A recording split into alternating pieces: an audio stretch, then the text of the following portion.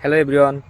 Big আর large দুইটা ওয়ার্ডেরই কিন্তু অর্থ একই এবং দুইটাই কিন্তু অ্যাডজেক্টিভ। এরা নাউনকে ডিসক্রাইব করে, কিন্তু এদের ব্যবহার কিছুটা আলাদা। সো আজকের ভিডিওতে আপনারা বিগ এবং লার্জের পার্থক্য এবং ব্যবহার সম্পর্কে জানতে পারবেন। বিগ শব্দের অর্থ বড়। বিগ সাধারণত একটি ইনফর্মাল ওয়ার্ড। ইনফর্মাল কোনো কনভারসেশনে বিগ ব্যবহার করা হয়ে থাকে।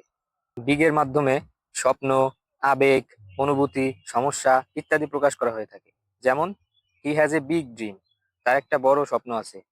This is a big problem, এটা একটা বড় সমস্যা। আকার বোঝাতেও বিগ ব্যবহার করা হয়ে থাকে, তবে সেটা ইনফর্মাল কনভারসেশনের ক্ষেত্রে। লার্জ শব্দের অর্থ বড়। লার্জ একটু ফর্মাল শব্দ।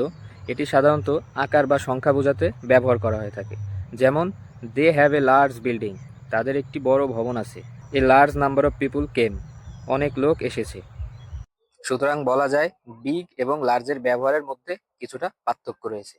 যদি ভিডিওটি ভালো লেগে থাকে তাহলে অবশ্যই লাইক, শেয়ার এবং ফলো দিয়ে রাখবেন। ধন্যবাদ সবাইকে।